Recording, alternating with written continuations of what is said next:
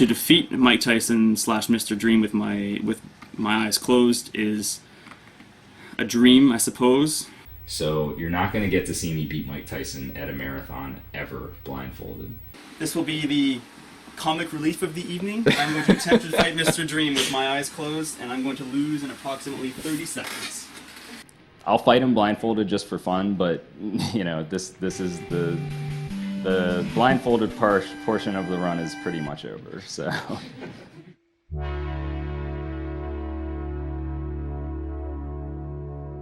Have you ever played a game so much you think you could beat it with your eyes closed? For nearly everybody, for nearly every game, that's just a dream that could never be accomplished. But for one game, a boxing game from 1987, a group of gamers have attempted to make that dream a reality.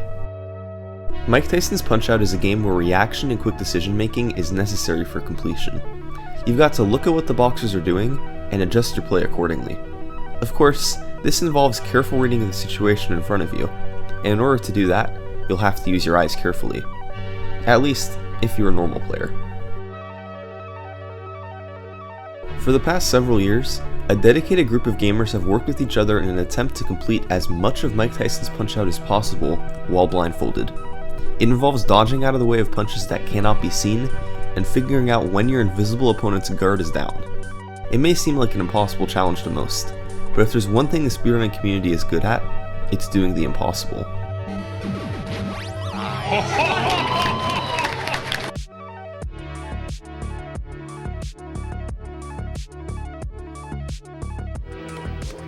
Way to take the orange.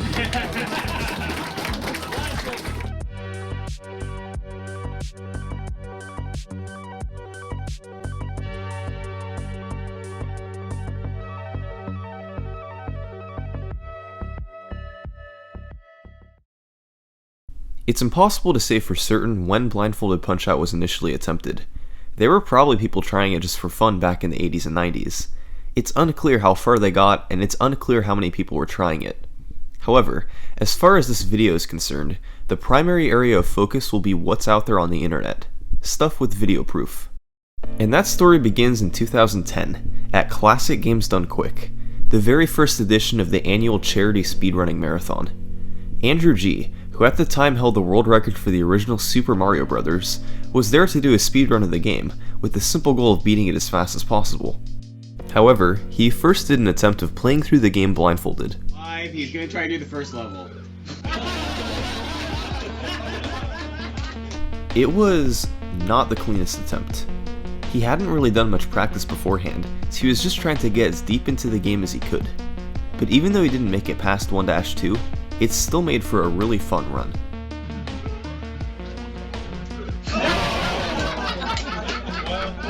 It's possible. You can do it.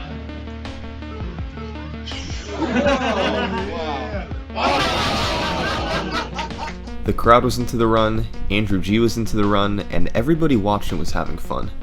One of those people watching was Sinister1, a future Mike Tyson's Punch-Out speedrunner. According to Sinister1, this run ultimately inspired him to try something similar a couple years later, but instead of Super Mario Bros., he would be playing Mike Tyson's Punch-Out.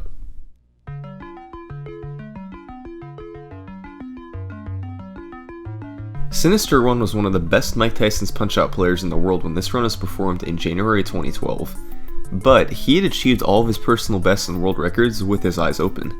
And when playing with eyes open, the rules of Punch-Out are quite simple. The basics of this game are dodging and punching. You must dodge out of the way when your opponent throws a punch, and punch your opponent when you get the opportunity. So this begs the question, how do you know when to dodge and when to punch when your eyes are closed? How is playing a game like this while blindfolded even possible? Let's examine it from the start. Glass Joe, the first of the 14 fights in Mike Tyson's Punch-Out, barely even throws punches at all, so Sinister is able to hit him in the face repeatedly. By hitting him at strategic times, he earns star punches, which are uppercuts that take a lot of damage off of the opponent's health bar. At just a minute and 12 seconds into the first round, Sinister is able to defeat Glass Joe. The second fighter, Von Kaiser, made it a bit tougher on him. He actually threw some punches.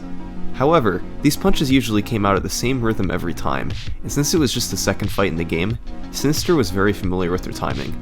So, he was able to dodge out of the way of most of them, and take him down with the help of star punches. Just as with Glass Joe, it took Sinister 3 knockdowns to defeat Von Kaiser. In Punch-Out, 3 knockdowns in a single round signifies a TKO and awards you a victory. Sometimes, you can beat your opponent sooner by having Mario count all the way to 10 after knocking an opponent down, meaning he's knocked out.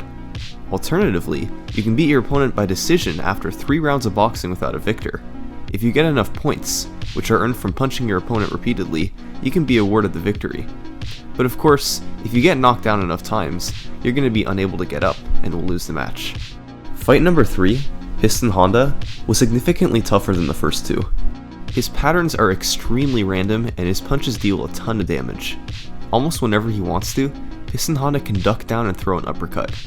This is random, and since he couldn't see it coming, Sinister usually had no option but to take this punch when it came out. He was still able to sneak in a few punches to get stars, but Honda snuck in his fair share of punches too. After a round and a half of trading knockdowns back and forth, Sinister was finally able to get a 10 count knockout of Piston Honda. Yes. The fourth fight, Don Flamenco, was quite a bit easier. Alternating left and right punches on him was an infinite combo from the developers that let Sinister knock him down in under a minute. One more star punch a few seconds later, and Don Flamenco was down for the 10 count. King Hippo, however, would prove to be a major roadblock. You only have to knock him down once for an automatic knockout, but getting this knockdown isn't easy. The only time Hippo can be hit is when he opens his mouth. He has a 3/8 chance of opening his mouth on any given punch. So, Sinister essentially had to just guess which punches he'd open his mouth on and which ones he had to dodge. It didn't go too well. He lost to him in the first round. He decided to rematch him, and the second time through it went a bit better.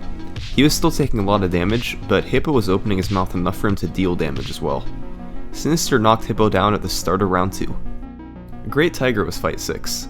He wasn't very tough. Sinister knew that he could repeatedly do a pattern of punching, dodging, and then delaying a punch to get a star. That, combined with using stars later once his pattern changed, allowed for yet another first round TKO. So, all in all, Sinister was performing admirably through the first 6 fights. Relying on just his game knowledge alone, he was able to defeat everybody through Great Tiger without looking at the screen. It was pretty incredible to watch live. But fight number 7 was Bald Bull. He more or less had it all: enormous strength, semi-random patterns, and awkward delays in between his punches. He was tougher than any of the fights before him. Sinister started off strongly by executing a 17-second knockdown on Bull 1 with a bunch of star punches, a strategy developed by Martin Charlebois more than a decade prior. He continued playing well and recorded a second knockdown by 102. He had taken just one punch from Bald Bull. From here, it all fell apart. He mistimed nearly all of his dodges and landed right into a bunch of Bull's hooks. He got knocked down 3 times in under a minute, and by 156, the fight was over. The run was over. Alright, I guess this ends the blindfolded punch out. Good job.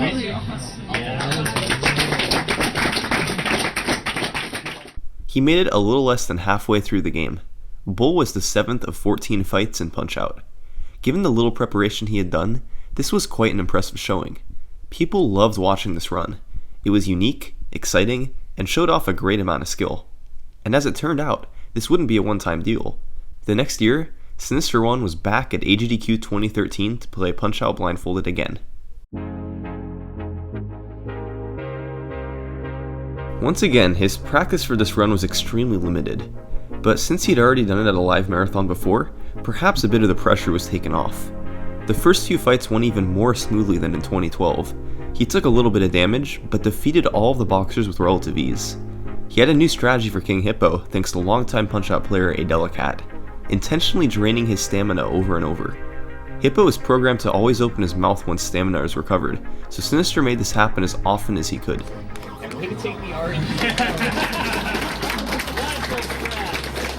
He took care of Great Tiger in under a minute, and then it was time once again to face off with the guy who took him out last year, Bald Bull.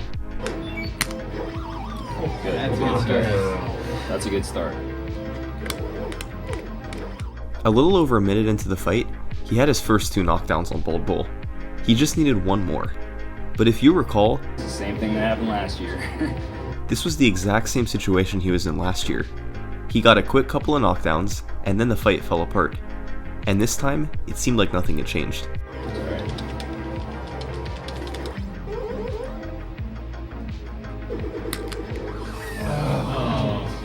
The bull charge, which knocked Sinister down a second time here, occurred at 2 minutes and 2 minutes and 30 seconds into the first round. You have to hit bull in the stomach at a specific time to avoid getting knocked down, and doing it without looking was pretty much impossible for Sinister. This meant that if he wanted a decent chance at beating Bald Bull, he needed to do it before 2.5 minutes.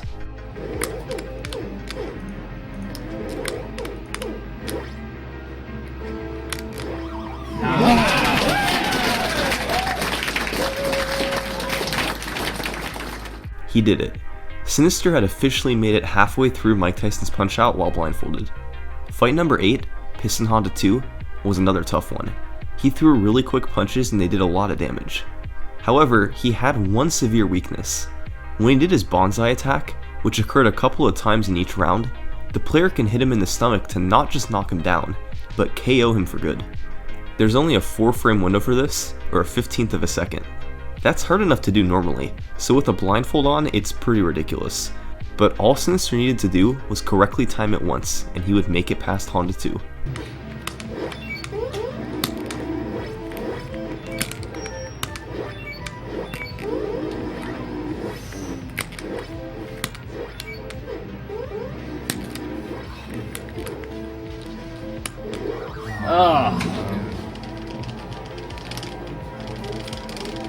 That's probably it. That was a good run. It had been a long battle, but he just couldn't hit that 4-frame window. At least he'd officially made it halfway through the game while blindfolded. Alright, so next year we'll get past him. Eventually we'll just, we'll get through the whole game eventually.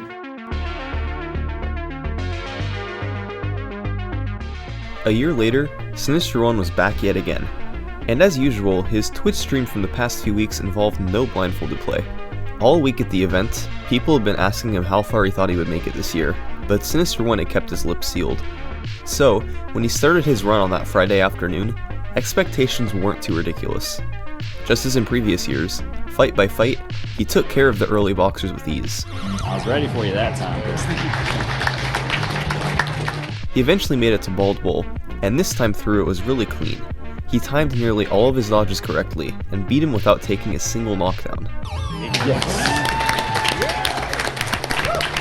Then it was on to the second half of the game. See this guy sitting on the couch behind Sinister? This is Punch-Out speedrunner Zallard 1. The night before, Sinister, Zallard, and Contra speedrunner DK28 went out to dinner and discussed their upcoming GDQ runs. Although Sinister hadn't told anybody about any blindfolded preparation this year, he had a surprise to tell these guys. Offline from his Twitch stream, he had been extensively practicing blindfolded Punch-Out, and he was prepared to at least have a chance at making it all the way to the last fight in the game, Mike Tyson. See, it turns out in the past there had been a couple other players who found great success playing blindfolded Punch-Out. They weren't at AGDQ or anything, but they were offline. One of them was a guy I mentioned earlier, a Delicat. He claims to have been able to make it all the way to Mike Tyson when he was a teenager in the 90s, but there's no video proof of this. He is verified to be a skilled player of the game, but this obviously would have taken enormous amounts of practice. Sinister knew of a Delicat's accomplishments, but there was another blindfolded player that gave him more inspiration, a guy known as Schmitty300. Schmitty saw Sinister's AGDQ 2013 blindfolded attempt, and got inspired to put in the time to try himself. After a lot of practice, he recorded an attempt of playing the game blindfolded in front of a few friends. The first half of this run is apparently lost due to technical difficulties, but what still exists today shows him starting on the 10th fight of the game. He then defeats Bald Bull 2, Don Flamenco 2, Mr. Sandman, and after losing the Super Macho Man twice, takes him down in dramatic fashion. Oh my god! Dude, you had 2 seconds left. Oh my god! I don't believe it. The only fight left after Super Macho Man is the incredibly difficult Mike Tyson, who he obviously did not beat blindfolded. I'll talk more about strategies for these fights later, but he had a nearly flawless knowledge of the opponent's patterns and had a plan for just about every situation. This late in the game, opponent's punches deal a ton of damage, so he had to be super careful to get everything right. The fact that Schmitty, a player with essentially no speedrunning experience, was able to make it all the way to Mike Tyson with a blindfold on inspired Sinister to take it a bit more seriously. But of course, there was a catch. Schmitty was able to do this offline in front of no more than a few friends. Sinister 1 would have to perform it live in front of dozens of excited audience members, all while it was being streamed in front of tens of thousands of Twitch viewers. That was some serious pressure. But nobody in the crowd behind him knew what he was capable of doing. Nobody except for Zallard 1, who was sitting right behind him on the couch watching him fight the guy who took him out last year, Piston Honda 2.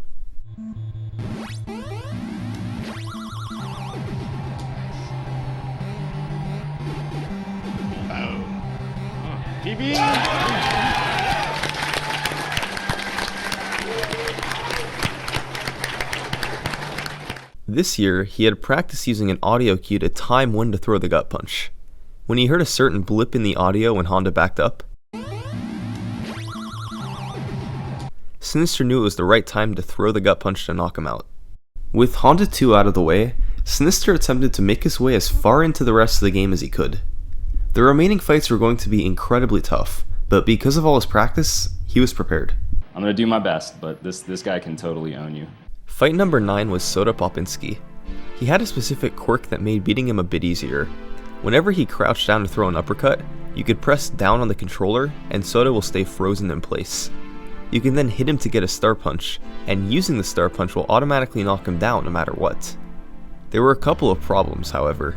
Soda sometimes randomly throws hooks instead of uppercuts, which you can't get a star from, and even when he does throw an uppercut, he can randomly delay before throwing it. And given that you can't see this delay, you kinda just have to guess whether or not to throw the punch.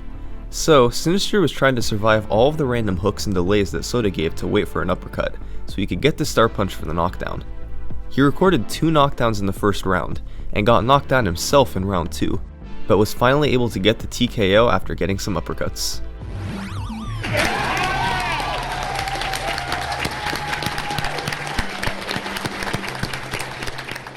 Next up was Bald Bull 2. His punches are generally thrown at the same time throughout the fight, but they deal a lot of damage if they make contact. Any mistake can result in disaster, which is exactly what happened to Sinister in the first minute of the fight. He pulled it together though, and was able to even counter the bull charge at 2 minutes. His second bull charge gives you a larger window for the knockdown, 13 frames instead of 4, so he simply dodged out of the way of the first one to wait for it.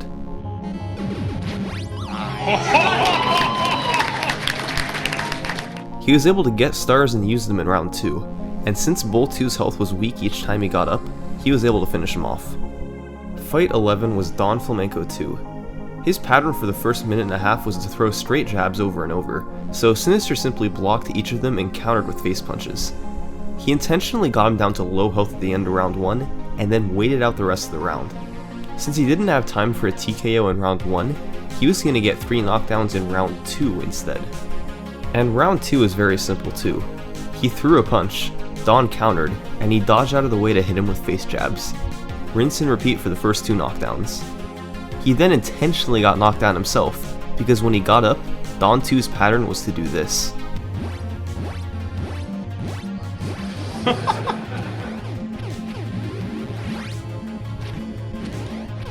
Lighting up the clock.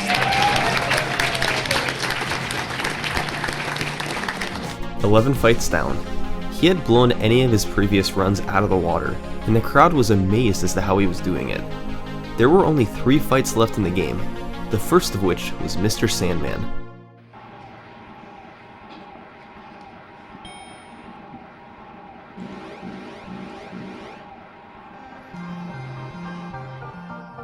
Sandman is all about speed.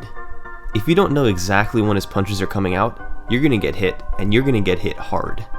Most of his rolling jabs in the first 50 seconds come out at the same time every time you fight him, but Sinister still had some trouble countering all of them. At a minute and a half into the fight, Sandman did his first Dreamland Express. He stands in place, then at a random point unleashes 3 really fast uppercuts. Sinister basically had to just guess when to start dodging, and he ended up getting hit. In round 2, Sandman does a Dreamland Express every time he gets up from a knockdown.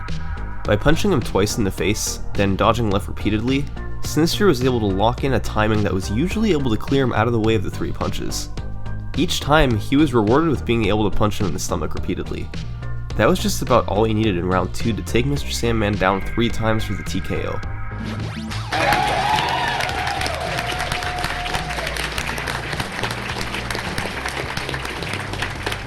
The whole room was unbelievably hyped after every fight. Last year, he had lost to the 8th opponent in the game. Now, he was about to try fighting the 13th one, the second to last one, Super Macho Man. Macho was fast, strong, and had a wide variety of punches he could throw, including the mini spin. This punch comes out at a random time and takes off about half your health if it makes contact. But the one nice thing about Macho was the delays between his punches were usually very similar. Sinister could dodge a punch, hit him a few times, then wait a brief moment before dodging again, and usually avoid getting punched. He was able to record a knockdown a little over a minute into the fight, but then got tagged by one of his punches and got knocked down. And in this brief moment, Sinister made a decision that could only be described as game-changing. Instead of getting up right away, he elected to wait to get up on a 9 count, the last number before you'd be knocked out and awarded a loss. In Mike Tyson's Punch-Out, you're able to get up after a knockdown by pressing A and B on the controller repeatedly.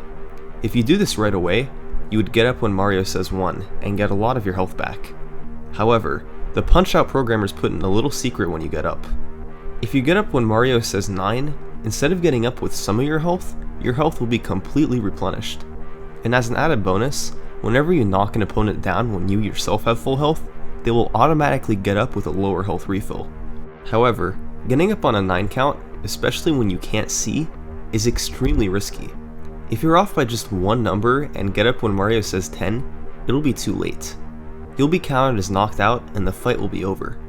In fact, when Sinister was doing offline practice in the weeks leading up to this run, he specifically wrote in his notes to never attempt getting up on a 9 count against Super Macho Man.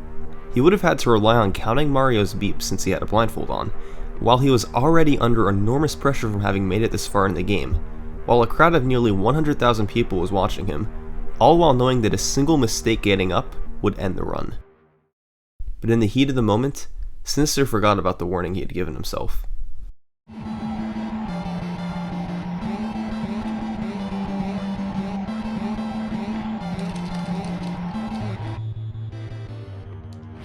He did it. He got up with full health, and he continued fighting Super Macho Man. When he knocked him down again later in the round, because Sinister 1 had full health, Macho got up with far less health than he otherwise would have. And this small health refill left Sinister with just enough time to knock him down a third and final time before the first round was even complete.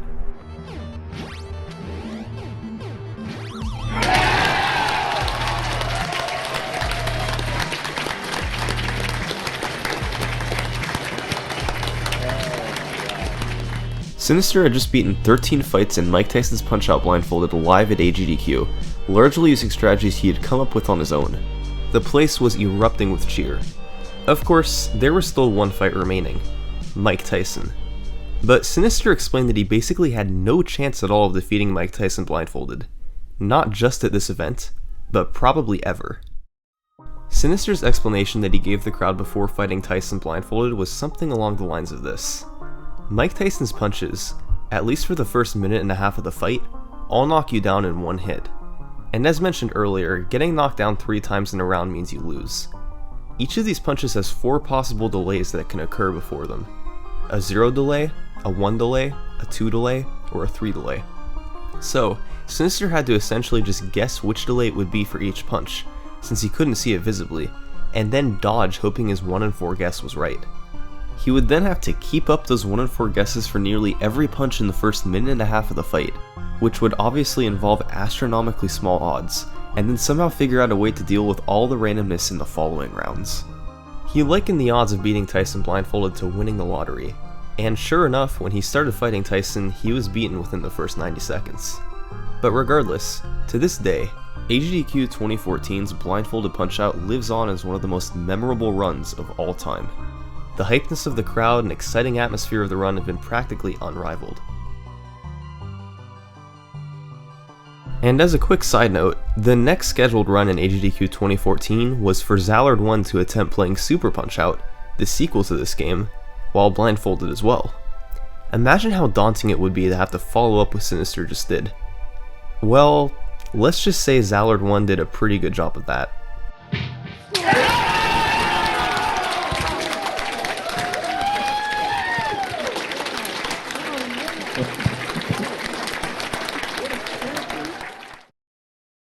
So, that was the state of Punch-Out blindfolded. Sinister had proven to the world that getting through the first 13 fights regularly was possible, but defeating Mike Tyson? That was a different story. When probably the greatest Mike Tyson's Punch-Out player in the world said that beating Tyson blindfolded was essentially impossible, people believed him. And so, that's where the game stood for a long time.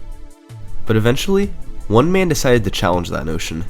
His name, fittingly, was D-Tysonator.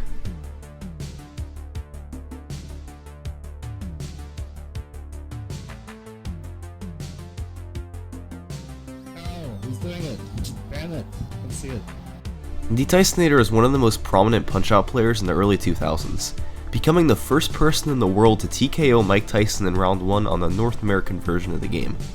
With his eyes open, of course. For years after that, he didn't do too much work in Mike Tyson's Punch-Out, but after watching Sinister's run at AGDQ 2014, he became inspired to try to complete what Sinister stopped short of doing, beating Tyson blindfolded.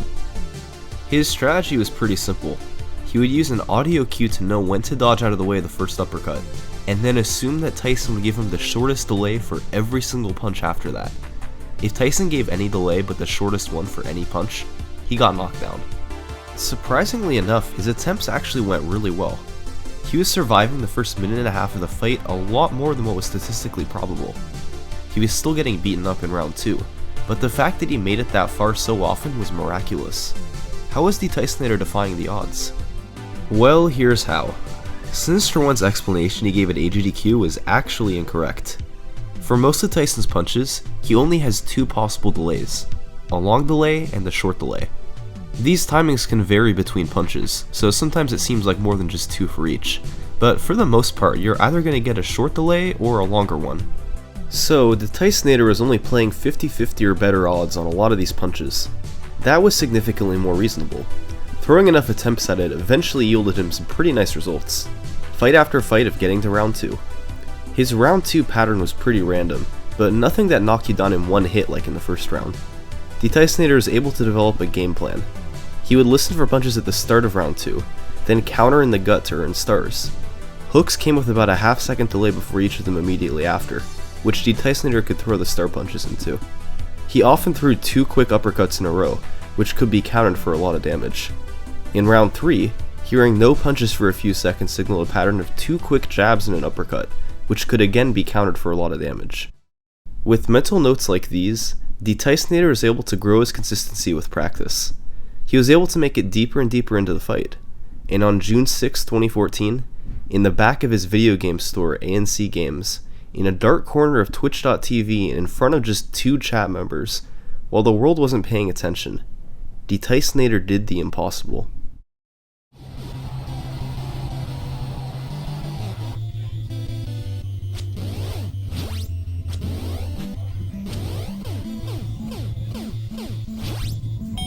Yes, we went through distance, guys. Did we win? Guys, we did it. We beat Mike Tyson blindfolded. Can you believe it? We went the distance. I can't believe this, guys. 27 years after the game's original release, every fight in Mike Tyson's Punch-Out had verifiably been beaten while blindfolded. It's possible Tyson had been beaten by someone else earlier, but this appears to be the first time with video proof. Even though he hadn't played the game seriously in years, D-Tysonator was able to come back and show just what was possible with the blindfold. But he wasn't quite done yet. Yes! Guys, it's over! Hasta la vista! Mikey! It's over, man. Terminated. Yes, you bitch! Knockout! Terminated. Hasta la vista, Mikey. You're done, bitch. No way. You stay down, bitch. With a little more practice, the Tysonator got really good at doing Tyson blindfolded. He wasn't interested in the first 13 fights, just Tyson himself. Eventually, the first minute and a half of the fight became more consistent thanks to help from an unlikely source, Battletoads world record holder JC583. JC watched the Tysonator's attempts frequently and came up with a maneuver called a double quick dodge. In order to compensate for Tyson's 2 delays, you could do a quick dodge at the early timing, listen for a punch, and if you don't hear one, do another quick dodge as soon as possible. This dodge will dodge you out of the way of the longer delay. So, as long as you can react fast enough to the early timing or lack thereof, both timings will be accounted for. The Tysonator took to practicing this, and by early 2015, he was able to beat Tyson blindfolded nearly every time he tried. In the span of less than a year, the community went from thinking beating Tyson blindfolded was impossible to doing so frequently. Terminated. Hasta la vista, Mikey. Take it easy, man. Alright, terminated. You guys saw it? Sinister One Man? Well, at least one person did. Through early 2015, the Tysonator was actually the only known person in the world to have beaten Tyson blindfolded. He could do it nearly on command, but nobody else could even do it once. And then came another revelation. In late January 2015, there was a strong blizzard on the east side of North America. Longtime Punch-Out player Jack Wedge was snowed into his apartment building for a week, and had a bit of time on his hands. Similar to the Tysonator, Jack had been playing Punch-Out for many years, achieving world records back in the early 2000s, but then he put the game aside for a while. But after watching the Tysonator's blindfolded play on Twitch for months, and with quite a bit of spare time, he decided to try doing a bit of blindfolded Punch-Out for himself.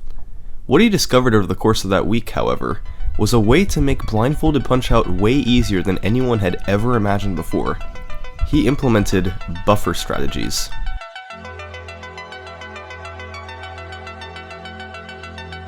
In Mike Tyson's Punch-Out, buffering inputs means while one action is taking place, you hold down the buttons for the next action in advance, and the game will perform the next action on the first frame possible. For example, you would hold up and B to punch in the face, then let go, and while the punch is going off, hold up and B again. So, as soon as the first face punch is done, the next one will automatically begin. You can do this over and over again with different combinations of inputs to chain a bunch of moves together. Now, how is this beneficial for a speedrun? Well, buffering inputs will always take the exact same amount of time every single time. On Glass Joe, for example, there's a 4-frame window to knock him out at 42 seconds with a well-timed punch. By buffering 22 face punches in a row, then 2 right gut punches, then 2 left gut punches, either the last or second to last left gut punch will always hit Glass Joe during that 4-frame window, depending on Glass Joe's pattern. This is because, if all these punches are properly buffered, they will all be thrown on the first possible frame each time, so this series of punches will take the exact same amount of time every time. Glass Joe can easily be knocked out at 42 seconds every time this way, as famously discovered by Zallard1 in 2013. For a blindfolded speedrun, these rules all still apply, and they take away the necessity to see what's happening on screen. You can buffer a bunch of inputs together and not need to worry about manually timing your dodges or punches. Jack Wedge took this to an extreme and figured out buffer strats for a bunch of different fighters. And in the run he recorded from his apartment on January 29th, 2015, you can see these strategies in action. Von Kaiser. You can buffer a face punch, then 3 left dodges. The third one will automatically dodge you out of the way of a jab from Von Kaiser. Then, you buffer 7 more face punches, hesitate and then dodge, then buffer a face punch and a star punch. Von Kaiser will always be knocked down at exactly 23 seconds. These strategies got complicated and took a ton of memorization, like Bald Bull 1 for example, where you needed to adjust your buffer based on the punches you hear Bull throw. But some provided a huge benefit. Piston Honda 2, for example, had a buffer strategy that guaranteed hitting the 4-frame window at 1 minute for the knockout. Armed with these strategies, Jack was casually making his way through the game, nonchalantly defeating everybody who dared challenge him. Oh no, what did I do?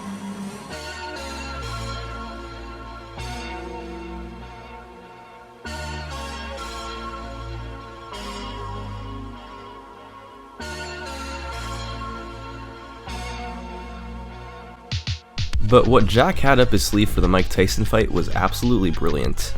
He had a buffer strategy that basically guaranteed he would survive the one-hit uppercuts for the first 90 seconds of the fight. He would buffer punches to lose stamina so Tyson couldn't throw a punch, Then, when Tyson did get an uppercut through, he would dodge out of the way and hit him, then lose the rest of his stamina. Tyson always throws punches at a regular interval when Mach turns pink, so Jack just buffer dodges to get past them. He then lost all of his stamina again, rinsed and repeated it until the minute and a half was up. He didn't do much damage to Tyson, but he was always able to survive. In rounds 2 and 3, he battled hard against Tyson. Buffer strategies didn't help him much here because Tyson's pattern was just too random, but Jack's game knowledge was enough to give him the victory in the end. Yes!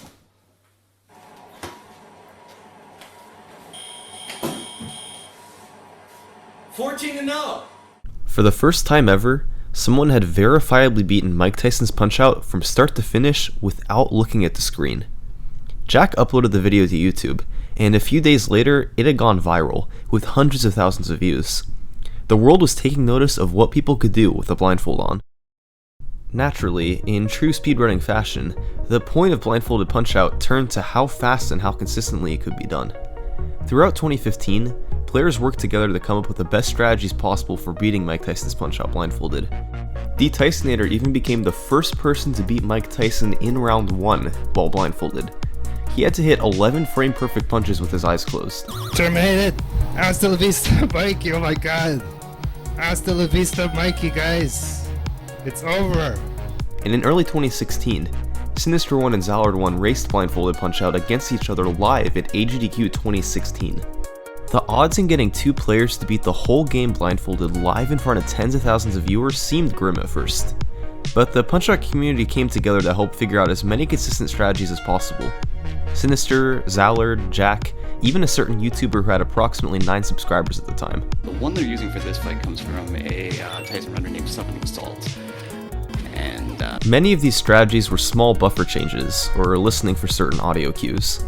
Sinister and Zallard practiced Mike Tyson in particular for weeks, in order to get the best odds possible beating him live at the event. Zallard was able to do so in round 2 and won the race, but Sinister was running out of time to finish him off in the second round.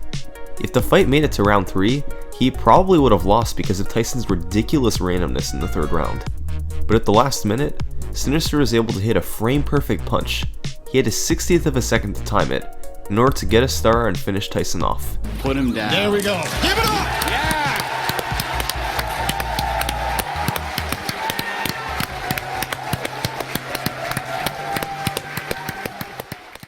After this race, Sinister 1 set a world record for beating the game blindfolded from start to finish. 21 minutes and 32 seconds. That was a choke. We still got a record. Then, the blindfolded craze died down for a while, with the only active player being DTysonator, who did some Mike Tyson or Mr. Dream blindfolded fights each week. And then, in 2018, one of the top players in the world decided to see what he could do with the blindfold. He'd been playing eyes open for years, and achieved top times in all categories he tried. But with the blindfold on, it was a different story. This player was MPAP. In April 2018, MPAP did his first serious attempts of Punch-Out blindfolded after having practiced a bit in the days leading up to it. On just his 7th ever attempt, he beat Sinister 1's world record by 14 seconds. It's over. I fucking got. Not satisfied with that, he decided to keep venturing onward. He had a couple of new strategies he had developed to assist him. He was trying to set up a faster knockout over King Hippo by listening for Hippo to open his mouth multiple times at the start of the fight. If he got lucky, he could beat him in under a minute, as opposed to closer to 2 minutes with the old strat. And on Tyson, he set up a buffer that worked with certain patterns from Tyson to TKO him at the 130 blinking pattern. This once again was a solid half minute faster in game time than he would be beaten normally. By using those new strategies, plus getting better consistency and not getting punched, he was able to lower the record repeatedly over the following month. Oh my fucking god. What is this pace? Oh my fucking hell. MPAP has brought the world record down to 20 minutes and 27 seconds, which is where it still stands today. Perhaps more importantly than the final time, however, is how far blindfolded Punch-Out has come. The community went from struggling to make it halfway through the game at a live marathon to beating it only 2 minutes slower than it can be beaten with eyes open. It's possible to narrow that gap by beating Tyson in round 1 at the end of one of these runs, but that's going to be a challenge for the future. What once sounded like little more than a dream has now become a reality. Gone are the days of needing to win the lottery to beat Tyson blindfolded. In their place are competitive speedruns to beat the whole game blindfolded in 20 minutes. There's not many games that have been beaten blindfolded, but based on what's happened with Punch-Out, maybe that's going to change. Thanks for watching.